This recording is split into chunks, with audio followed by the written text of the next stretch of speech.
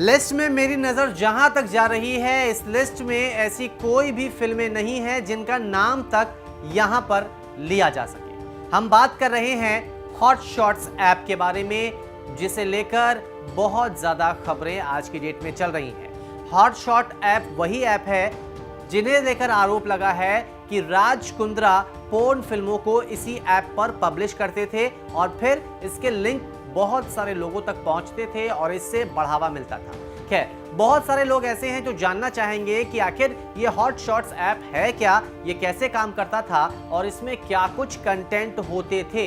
हालांकि बहुत सारे लोगों ने अब तक सर्च कर भी लिया होगा, लेकिन वो ऐप आपको मिला नहीं होगा। खैर, ऐप नहीं मिला होगा तो ये भी आप सोच रहे होंगे कि जब ऐप ही नहीं है तो इस ऐप का नाम कहां से आया।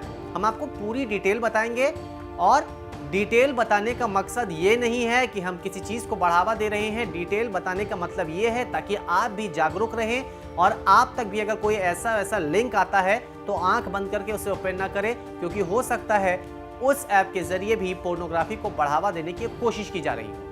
चलिए आपको हम फिर से दोहरा देते हैं उस ऐप का नाम। ऐप का नाम है हॉट शॉट्स ऐप। पूरा नाम है hot shots digital entertainment.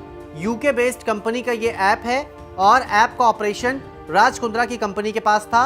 OTT platform category में इस ऐप को उतारा गया था।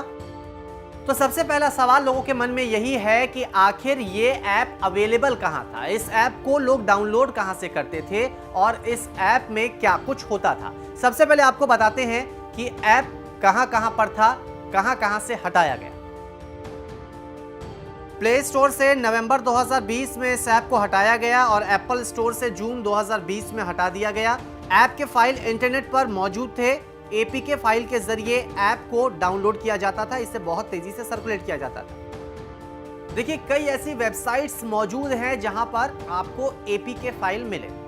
एपीके फाइल यानी कि एंड्रॉयड पैकेजिंग किट, इसके जरिए ऐप को डाउनलोड किया जाता है। लेकिन जब भी आप एपीके फाइल को एंड्रॉयड फोन में डाउनलोड करेंगे, उस वक्त आपके फोन में एक नोटिफिकेशन आएगा जिसमें बताया जाएगा कि ये लिंक, ये ऐप आपके फोन के लिए खतरनाक होता है। लेकिन यूजर्स जो हैं वो ऐप को डाउनलोड करते हैं, जो भी जरूरत हो उस जरूरत के हिसाब से वो करते हैं। खैर, अब आपको बताते हैं कि आखिर इस ऐप में होता क्या क्या था, कैसी कैसी इसमें फिल्में होती हैं।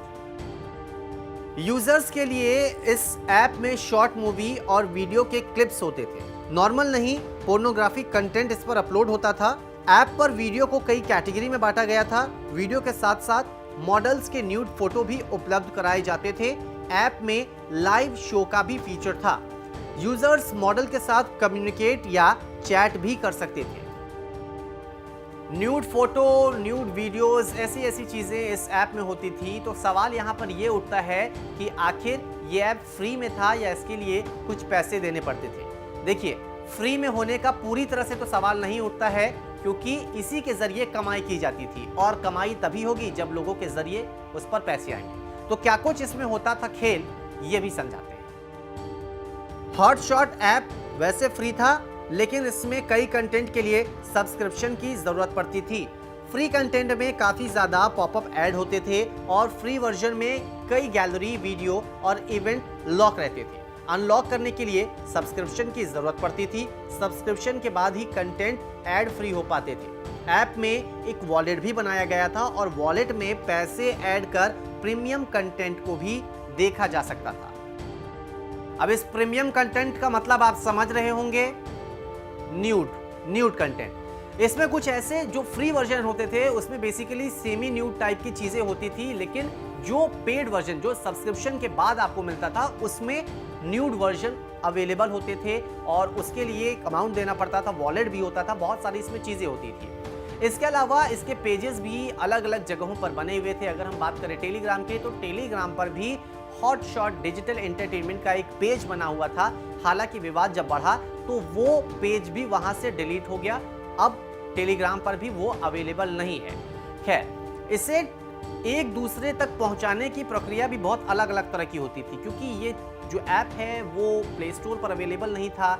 ऐसे में यूजर्स को पहुंचाने के लिए वी ट्रांसफर का सहारा लिया जाता था। शेयरइट क्योंकि बंद हो चुका था, तो वी ट्रांसफर ही एकमात्र जरिया बचा था जिसके जरिए एक यूजर से दूसरे यूजर तक इस ऐप को पहुंचाया जा सके और जो कलेक्शन आता था पर डे के हिसाब से उसे अकाउंट में ट्रांसफर किया जाता था। जैसे किसी एक सब्सक्राइबर ने कुछ प्रीमियम कंटेंट है उसे देखा हो तो उसके लिए उसने कुछ अमाउंट चुकाया हो, लेकिन दूसरे सब्सक्राइबर ने प्रीमियम कंटेंट ज़्यादा देखा, ज़्यादा से ज़्यादा उसे देखा और ज़्यादा से ज़्यादा शेयर किया और उसके ज़रिए कई और लोगों तक चीज़ें पहुंची, तो उसके फिर अमाउंट ऐड होते रहते थे, वो अमाउंट काफ़ी बड़ा हो जाता था। तकरीबन 10 लाख इसके सब्सक्राइबर भी बताए जा रहे हैं। खैर, ये ऐप अब पूरी तरह से हट गया है, इसका नामो निशान अभी नहीं है, लेकिन इस ऐप के ज़रिए कईयों के राज भी खुल गए।